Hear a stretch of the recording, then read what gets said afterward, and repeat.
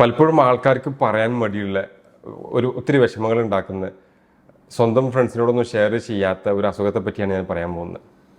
തമിഴിൽ നിങ്ങൾ കണ്ടിട്ടുണ്ടാവും, ഈ ഒരു അസുഖത്തിന് സർജറി മാത്രമാണ് ഒരു ഓപ്ഷൻ, ഇത് കുറച്ച് കോംപ്ലിക്കേറ്റഡ് സംഗതിയാണ് എന്നാണ് പലരുടെയും ധാരണ.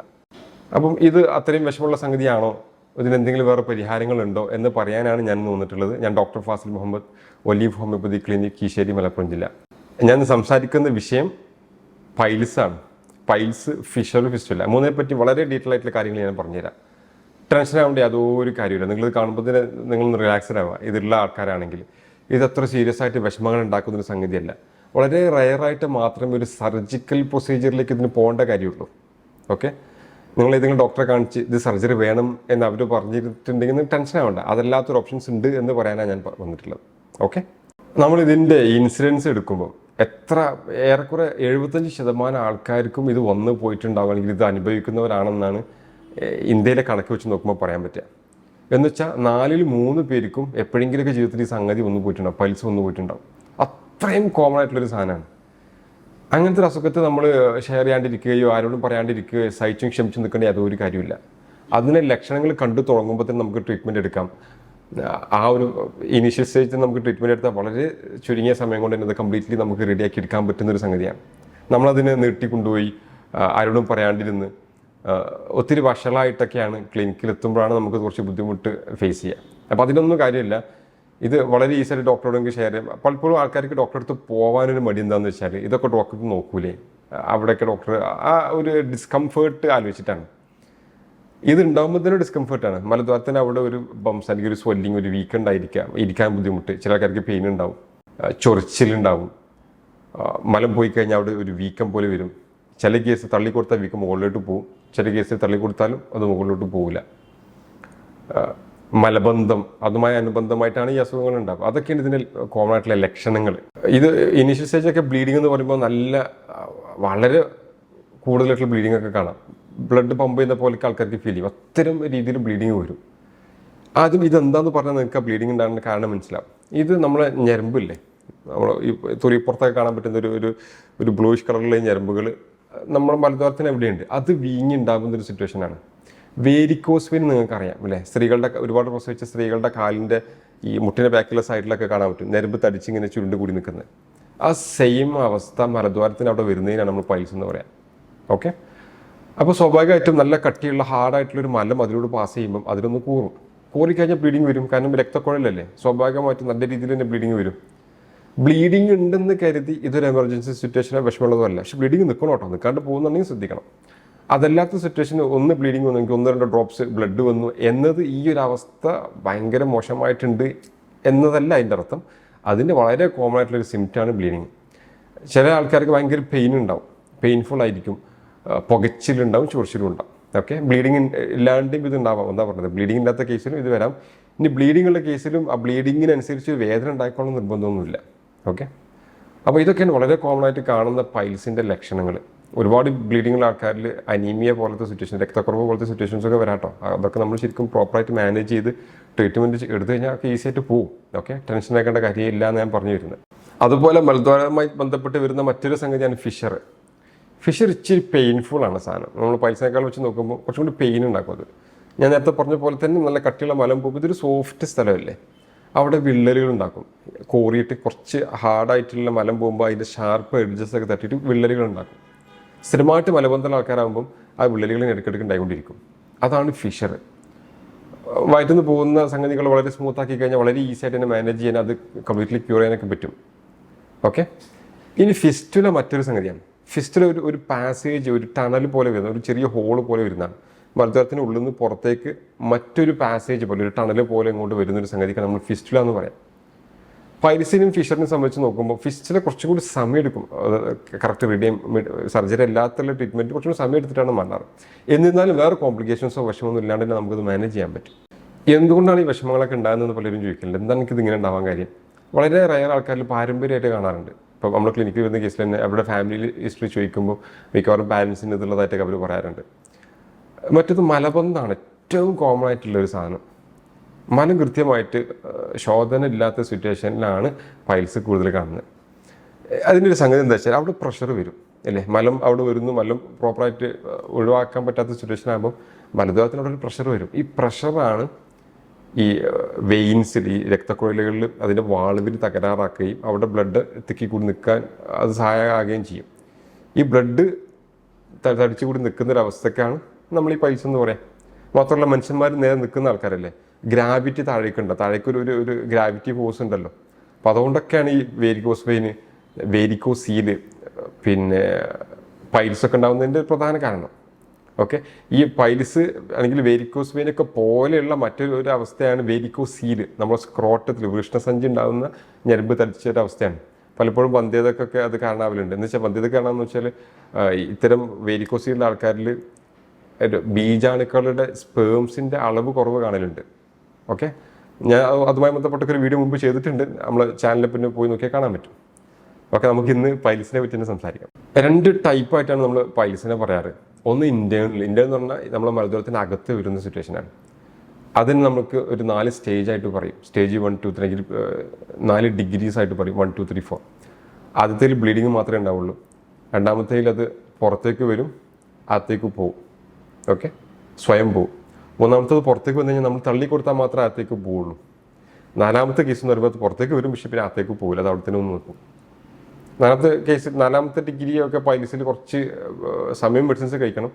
വളരെ റയറായിട്ട് ചില കേസിലൊക്കെ നമ്മൾ സർജറിക്കും പറയലുണ്ട്. കാരണം അത്രയും ബുദ്ധിമുട്ട് വിഷമം ഉണ്ടാക്കുകയാണെങ്കിൽ.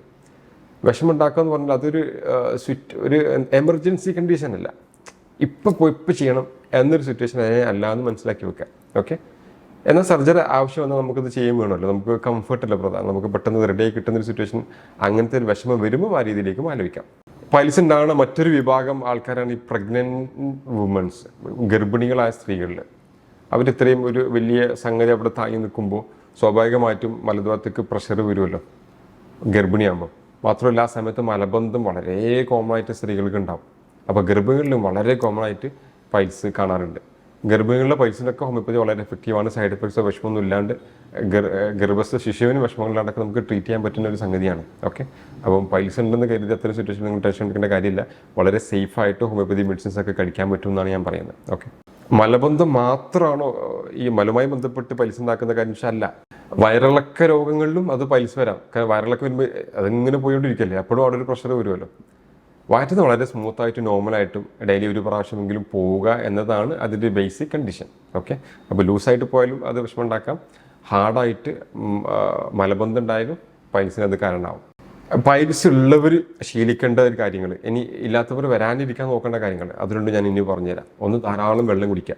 2 ലിറ്റർ മൂത്രം ഒഴിക്കത്തക്ക രീതിയിൽ തന്നെ വെള്ളം കുടിക്കുക. ഒരു 3 ലിറ്റർ, ലൈക്ക് 8 to 12 ഗ്ലാസ്, 8 മുതൽ 12 ഗ്ലാസ് വരെ വെള്ളം കുടിക്കാനായിട്ട് ശ്രദ്ധിക്കുക. ഫൈബർ അടങ്ങിയ ഭക്ഷണം കഴിക്കുക. വെജിറ്റബിൾസ് നന്നായിട്ട് കഴിക്കുക. വെജിറ്റബിൾസ് എന്ന് പറയുമ്പോൾ പയറുവർഗ്ഗങ്ങൾ, അത്രയും സ്മൂത്തായിട്ട് വയറ്റിൽ നിന്ന് പോത്തക്ക രീതിയിലുള്ള വെജിറ്റബിൾസ് കഴിക്കുക. അതിൽ കൂടെ ഫ്രൂട്ട്സ് ഉൾപ്പെടുത്താം. ഓക്കെ, അതൊക്കെ വളരെ കോമൺ ആയിട്ട് ഫുഡിൽ ഉൾപ്പെടുത്താൻ ശ്രമിക്കുക. മറ്റൊന്ന്, ജീവിതശൈലി വരുത്തുന്ന മാറ്റം നമ്മുടെ ടോയ്ലറ്റ് ഹാബിറ്റ്സ് ആണ്. ചില ആൾക്കാർക്ക് പത്രമൊക്കെ ആയിട്ട് ഇവർ ടോയ്ലറ്റ് പോകും. ഇവർക്ക് പത്രം വായിക്കാൻ സ്വസ്ഥമായ ഒരു സ്ഥലം ടോയ്ലറ്റാണ്. അപ്പം ദയവ് ചെയ്ത് ഇപ്പോൾ പത്രമൊക്കെ മാറി ഇപ്പോൾ മൊബൈലാണ്. കാരണം ആരും ശല്യം ചെയ്യാൻ പറ്റില്ല, വളരെ സ്വസ്ഥമായിട്ട് നമുക്കിവിടെ ഇരിക്കാം. ആരും മുട്ട വെച്ച് വയ്ക്കുകയും ചെയ്യില്ലല്ലോ. അപ്പിടാന്ന് പറഞ്ഞാൽ പിന്നെ വേറെ സംഗീതം അതിലില്ലല്ലോ. ആ ശീലം പൈൽസിലേക്ക് നയിക്കും. നിങ്ങൾ ചെയ്യേണ്ടത് അപ്പിടാൻ മുട്ടുമ്പോൾ മാത്രമേ ടോയ്ലറ്റിലേക്ക് പോകാവൂ. ആ പരിപാടി കഴിഞ്ഞ് ഉടനെ തിരിച്ചു പോരാ. അവിടെ പിന്നെ ആലോചനയ്ക്ക് നിൽക്കരുത്. നിങ്ങൾ റൂമിൽ കുറ്റിയിട്ട് ബാക്കിയൊക്കെ ആലോചിച്ചോളൂ. ബാത്റൂമിൽ ഇരുന്ന് അപ്പിടുന്ന സിറ്റുവേഷനിൽ ഇരുന്ന് നിങ്ങൾ ആലോചിക്കാൻ നിൽക്കണ്ട. ആ നീണ്ട ആലോചനകളൊക്കെ പൈൽസ് ഉണ്ടാക്കും. ഓക്കെ, അപ്പോൾ നല്ലത് മൊബൈൽ ഫോണും ടോയ്ലറ്റിന് യൂസ് ചെയ്യാണ്ടിരിക്കുക. ബുക്ക് വായനകളോ പത്രവായന ഒന്നും ടോയ്ലറ്റിൽ നല്ലാണ്ടിരിക്കുക. ഓക്കെ, പിന്നെ രാവിലെ തന്നെ ടോയ്ലറ്റ് പോകണമെന്ന് ആൾക്കാർ ചോദിക്കല്. രാവിലെ തന്നെ ഞാൻ പോകാറില്ല. അങ്ങനെ നിർബന്ധമൊന്നുമില്ല. എപ്പോൾ മുട്ടുന്നു അപ്പോൾ പോകുക, അതാണ് അതിൻ്റെ സാധനം. നമുക്ക് എപ്പോൾ ടോയ്ലറ്റ് പോകണം തോന്നുന്നു ആ സമയത്ത് പോയാൽ മതി. രാവിലെ തന്നെ പോയി നമ്മൾ പുഷ് ചെയ്ത് ഒരിക്കലും ഈ പ്രഷറൈസ് ചെയ്യുന്ന സിറ്റുവേഷൻസ് വരരുത്. നമുക്ക് മല മുക്കി ഒഴിവാക്കേണ്ടി വരുന്ന സിറ്റുവേഷൻസ് ഉണ്ടാവരുത്. ആ മുക്കലാണ് ഈ വിഷമം ഉണ്ടാക്കുന്നതൊക്കെ. ഓക്കെ, അപ്പോൾ നന്നായിട്ട് മുട്ടുമ്പോൾ ഉടനെ പോവാം. നമുക്ക് വയറ്റിൽ പോകണമെന്ന് തോന്നി നമ്മൾ പോവാണ്ടിരുന്നാൽ ഈ മല വീണ്ടും ഹാർഡാവും. പിന്നെ നമ്മൾ മുക്കി അല്ലെങ്കിൽ പ്രഷറൈസ് ചെയ്തുകൊണ്ട് ഇതിനെ ഒഴിവാക്കാൻ പുഷ് ഔട്ട് ചെയ്യണം. അപ്പോൾ ആ വിഷമങ്ങളില്ലാത്ത രീതിയിൽ തന്നെ ഇത് തോന്നുമ്പോൾ തന്നെ നേരെ ടോയ്ലറ്റിൽ പോയിട്ട് പരിപാടി കാര്യം സാധിക്കുക. ഒരുപാട് സമയത്ത് ഹോൾഡ് ചെയ്ത് വെക്കരുത് എന്നർത്ഥം. ഇനി ഇപ്പോൾ പൈൽസുള്ള ആൾക്കാരിൽ ഞാൻ പറഞ്ഞു ഹോമിയോപ്പതി ട്രീറ്റ്മെൻറ്റ് വളരെ എഫക്റ്റീവാണ്. നല്ല രീതിയിൽ ഒരുപാട് മെഡിസിൻസ് ഹോമിയോപ്പതിയിൽ നമ്മളിത് പറയാറുണ്ട്. നെക്സോമിക്ക, എസ്കുലസിപ്പ്, ബ്ലൂമിയ, പിയോനിയ, നെഗുണ്ടിയം, റെസ്റ്റോക്സ്, ഫോസ്ഫറസ്, ഇഷ്ടംപോലെ മെഡിസിൻസ് നമ്മളിലുണ്ട്. ഓരോ വ്യക്തിക്ക് ഓരോ രീതിയിലാണ് മെഡിസിൻസ് വരിക. ഇതൊക്കെ ഒരുപാട് കൂടി വാങ്ങി കഴിക്കേണ്ട, ഇത് ഡോക്ടറെ കൺസൾട്ട് ചെയ്തിട്ട് ഞങ്ങൾ മെഡിസിൻസ് എടുക്കാം. ഈ മരുന്നിൻ്റെ ഒക്കെ കൂടെ അല്ലെങ്കിൽ വീട്ടിൽ നിന്ന് എന്തെങ്കിലും ഇഷ്യൂസ് ബുദ്ധിമുട്ടുമായി ബന്ധപ്പെട്ടുണ്ടാകും, നിങ്ങൾക്ക് എന്താണ് ചെയ്യാൻ പറ്റുക എന്നുള്ളത് ഞാൻ പറഞ്ഞത്. നല്ല പെയിൻഫുള്ളായ സിറ്റുവേഷൻ ആണെങ്കിൽ കോൾഡ് കംപ്രസ് വെക്കുക. എന്ന് വെച്ചാൽ ഒരു ബാഗ്സ് അല്ലെങ്കിൽ ചെറിയൊരു പ്ലാസ്റ്റിക് കവറിൽ കുറച്ച് ഐസ് ക്യൂബ്സ് ഇട്ടിട്ട് അവിടെ വെക്കാം. അപ്പോൾ പെയിന് കുറക്കാൻ അത് ഹെൽപ്പ് ചെയ്യും. അതല്ലെങ്കിൽ ചൊറിച്ചിൽ വിഷമൊക്കെ തോന്നുന്ന സിറ്റുവേഷൻ ആണെങ്കിൽ സിറ്റ്സ് ബാത്ത് പ്രാക്ടീസ് ചെയ്യുക. അത് ചെയ്യുക. അത് ഡെയിലി ഒരു ഞാൻ പറയാറ് ഒരു 1 വീക്ക് ഒരു 2 ടൈംസ് ചെയ്ത് കഴിഞ്ഞാൽ തന്നെ ഏറെക്കുറെ ആ വിഷമങ്ങളൊക്കെ കുറഞ്ഞിട്ടും, എന്ന് വെച്ചാൽ ചൊറിച്ചിൽ പുകച്ചിലൊക്കെ കുറഞ്ഞിട്ടും അവിടെ വരുന്ന ചെറിയൊരു ഇൻഫ്ലമേഷൻ, ഇറിറ്റേഷനൊക്കെയാണ് ഇതിന് കാരണം. അത് കുറയാൻ സിറ്റ്സ് ബാത്ത് വളരെ നല്ലതാണ്. ഇനി ഫിഷറിൻ്റെ കീസിലും സിറ്റ്സ് ബാത്ത് വളരെ ഹെൽപ്ഫുള്ളാണ്. ഒരു വട്ടപാത്രം എടുക്കുക, ഇളം ചുടുവെള്ളം എടുക്കുക, ഒരു 5-6 സ്പൂണും ഉപ്പ് അതിലേക്ക് മിക്സ് ചെയ്യുക. നന്നായിട്ട് മിക്സ് ചെയ്ത ശേഷം അതിൽ പടിഞ്ഞിരിക്കുക. നമ്മുടെ ചന്ദിര ഭാഗം കംപ്ലീറ്റ്ലി കവർ ചെയ്യുന്ന രീതിയിൽ പടിഞ്ഞിരിക്കുക. ഒരു 10 മിനിറ്റ് മതി. നിങ്ങളുടെ ഈ മൊബൈൽ ഫോൺ യൂസേജൊക്കെ വേണമെങ്കിൽ ആ സമയത്താക്കാം. ബുക്ക് വായനൊക്കെ പറ്റും. അത് 10 മിനിറ്റ് ഇരിക്കുക. അങ്ങനെ 3 നേരമൊക്കെ മിനിമം ചെയ്താൽ തന്നെ 5 ദിവസം കൊണ്ട് തന്നെ ആ ജനറലി ഉണ്ടാകുന്ന അസ്വസ്ഥതകൾ കുറഞ്ഞിട്ടും ചൊറിച്ചിൽ പുകച്ചിലൊക്കെ കുറഞ്ഞിട്ടും. അതാണ് ഏറ്റവും സിമ്പിളായിട്ട് നിങ്ങൾക്ക് വീട്ടിൽ നിന്ന് ചെയ്യാൻ പറ്റിയ കാര്യങ്ങൾ. പിന്നെ നല്ല വേദനയുള്ള സിറ്റുവേഷനിൽ വേണമെങ്കിൽ വെളിച്ചെണ്ണ അവിടെ പുരട്ടി കൊടുക്കാം, കുറച്ചൊന്ന് സ്മൂത്തൻ ചെയ്യാൻ. അങ്ങനെയൊക്കെ ചെയ്താലും ആ ഇറിറ്റേഷൻസിന് കുറച്ച് കുറവുണ്ടാകും. നല്ല വിഷമം ബുദ്ധിമുട്ട് തോന്നുകയാണെങ്കിൽ ഈ ഹോം റെമഡി ഒന്ന് ട്രൈ ചെയ്തിരിക്കരുത്. ഡോക്ടറെ കാണിക്കുക, മെഡിസിൻസ് കഴിക്കുക, അതിന് കൂടെ ഡോക്ടറെ സിറ്റ്സ് ബാത്തും സജസ്റ്റ് ചെയ്യാം. അതും അതിൻ്റെ കൂടെ ചെയ്തുകൊണ്ടിരിക്കുക. അപ്പോൾ ആ ഒരു മെഡിസിൻസ് തന്നെ ഏറെക്കുറെ എല്ലാം സെറ്റിലായി റെഡിയായി കിട്ടും. അപ്പോൾ ഇത്രയൊക്കെയാണ് ഇതിൻ്റെ കാര്യങ്ങൾ. ഫിഷറും അതുപോലെ തന്നെ സ്മൂത്തായിട്ട് വയറ്റുന്നു പോകുക എന്നുള്ളതിന് ഏറ്റവും പ്രധാനപ്പെട്ട കാര്യം. ഹാർഡാകുമ്പോഴാണ് ഫിഷർ എന്ന സിറ്റുവേഷൻസ് ഉണ്ടാകുന്നത്. ഫിഷർ കുറച്ച് പെയിൻഫുള്ളാണ്, വിഷമങ്ങൾ ഉണ്ടാക്കും. ഞാൻ നേരത്തെ പറഞ്ഞ 2 ടൈപ്പ് പൈൽസ്, ഒന്ന് എക്സ്റ്റേണൽ പൈൽസ് ഉണ്ട്. അത് മലദ്വാരത്തിന് പുറത്ത് വരുന്ന സംഗതികളാണ്. മിക്കവാറും പുറത്ത് ബംസ് പോലെ നിങ്ങൾക്ക് ടച്ച് ചെയ്യുമ്പോൾ കാണാൻ പറ്റും. നമ്മൾ അപ്പിട്ട ശേഷം അവിടെ വാഷ് ചെയ്യുമ്പോഴേക്കാണ് അത് ഫീൽ ചെയ്യുക പലപ്പോഴും ആൾക്കാർക്ക്. ആ ഫീൽ ചെയ്യുമ്പോൾ ചെറിയ ബംസ്, എല്ലാ ബംസും പൈൽസ് ആയിക്കോളുന്നില്ല. ചിലത് ഫിസ്റ്റിലെ ആവാം. ഞാൻ പറഞ്ഞില്ല, ഫിസ്റ്റിലെ ഒരു ദ്വാരം ഉണ്ടാവുന്നതാണ്. ആ ദ്വാരത്തിന് എൻഡിൽ പസ്സൊക്കെ നിറഞ്ഞ് ചെറിയ തടിപ്പ് പോലെ നിൽക്കാം. അത് പൊട്ടിക്കഴിഞ്ഞാൽ കുറച്ച് ഡിസ്ചാർജസ്, നീരൊക്കെ ഒലിച്ച് പുറത്തേക്ക് വരും. ആ നീരൊക്കെ പോയി കഴിഞ്ഞാൽ ഒരു ആശ്വാസം തോന്നും. അത് പിന്നെയും പഴയ പോലെ വരാം. അപ്പം പുറത്ത് കാണുന്ന എല്ലാ ബംസും പിന്നെ ഈ പൈൽസിന് ആയിക്കോളുന്നില്ല, അത് ഫിസ്റ്റുലയും ആവാം. പിന്നെ പെരിനിൽ ആപ്സസ്, ചെറിയ ആപ്സസ് പോലെയൊക്കെ ആ ഒരു ഏരിയയിൽ വരാറുണ്ട്. അതും പലപ്പോഴും ആൾക്കാർ പൈൽസായിട്ട് തെറ്റിദ്ധരിച്ച് ക്ലിനിക്കിലേക്ക് കൂടി വരലുണ്ട്.